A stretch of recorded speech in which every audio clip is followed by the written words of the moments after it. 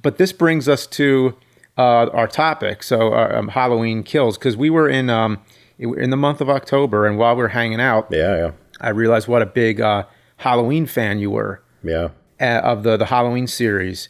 And we were just talking about it a lot, and you're like, are you going to see Halloween Kills? I'm like, of course. And we should talk about that after it comes out. Now, here we are. I don't know when this is coming out, but we're in the month of November now. We've both seen Halloween Kills, but haven't really had the chance to discuss it much. We're going to talk about some minor spoilers. We're not going to say who lives or dies. We're not going to say anything about the ending, but we'll talk about some plot points that happen along the way, and basically just to get to what we liked, what we didn't like, and then also our thoughts and ideas for the overall Halloween series. Of which we have many. Yeah, we do. That's where this is going to get good. Wait. All right, so first let's start with what did you like about it? I guess I'll go first. I think we agree with the 1978 scenes were really cool. I really liked the lighting, the neighborhood at night, and that it took place on the same night as the first one, just like Halloween 2 did. And it kind of made me wonder why they didn't do that with Halloween 2018. Halloween 2018 was sort of like a weird sort of tribute to the sequels, because it would just take all these scenes from all the crappy sequels and sort of celebrate them. Like it was almost trying to be its own crappy sequel. But I feel like if they would have sort of just made the whole movie 1978 like a remake of Halloween 2, that would have been a more interesting way to go. I'm not sure. Well, I will say right away that I totally agree with you about the flashback scenes. That was incredible, the way they filmed that. Like, I don't know much about filmmaking, you know way more than I do, but man, they made it look exactly the same. Like, just the lighting, the feel of it. Like, I remember when I watched it, I was just thinking, like, are they using old footage? And it's like, for a second, that's what I thought. And then I realized, like, no, that they actually like recreated this whole like neighborhood and the whole feel of it. I mean, that was impressive. And minor spoiler, but we got to see Dr. Loomis again in those flashbacks, which was pretty cool. And I thought that was a deep fake. Yeah, I thought it was a deep fake too. And then I heard it was like prosthetics. Yeah, it's like some crew member with prosthetics. Yeah. Yeah, it made me wonder, is that the right time to use them? Like, they could have maybe saved him for something more interesting, like had him do like a monologue.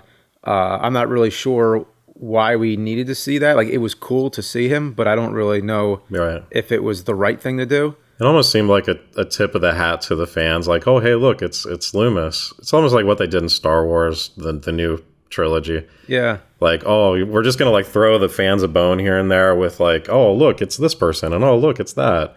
But it doesn't really affect the story at all. I was disappointed that Jamie Lee Curtis was in the hospital bed like the whole movie. She had a really good role in Halloween 2018, even though it's basically the same thing as H2O. It's like the whole concept. She fights back. Yeah. But they sort of did that in H2O, and I don't really know what... it just seems like they're rehashing the same thing all the time, is what I'm saying. Yeah, I agree. Yeah, this one at least felt fresher. It felt a little more like they were trying to do something different with it. Mm-hmm. They have some ideas that were kind of good, but they didn't really work. Like, all the people are like becoming this angry mob, and they're going after this guy at this asylum who is clearly not Michael Myers. He's another person. And it sort of brings up the idea like that Michael Myers was this anonymous killer, and they're mistaking him for this other guy. But he was never anonymous.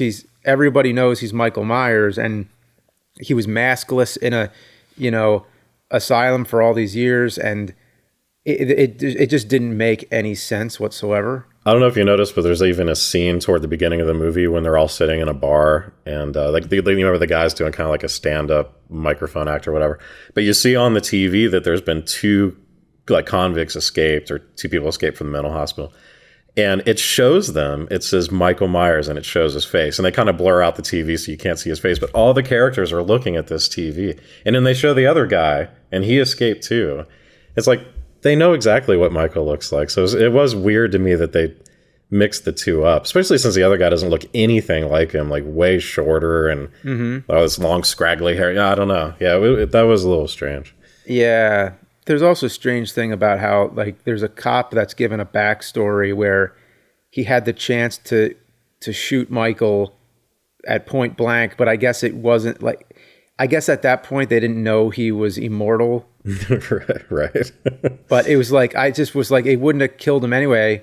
And also in the same, just earlier, he did try to shoot Michael, but he shot his officer friend. And I don't even know how he did that, because he's like just standing right there across the room, and he's such a bad shot. But I don't know. There was a lot of things that bothered me.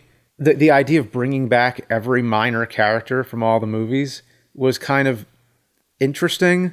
But it made me think, like, why was that necessary? And how many characters are even left now? Yeah, no, it was a little weird. I mean, some of these people were just like kids in the first one. And, some of them I was like, who was that? And it's like, oh, okay, yeah, it was the nurse that went with Loomis to pick up Michael, who's in the movie for about 5 minutes. Oh, yeah. You remember? It's like, she's in it. It's like, okay.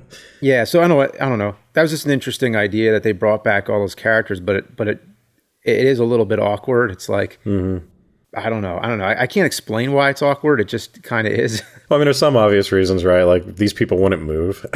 Like, they all just stayed there.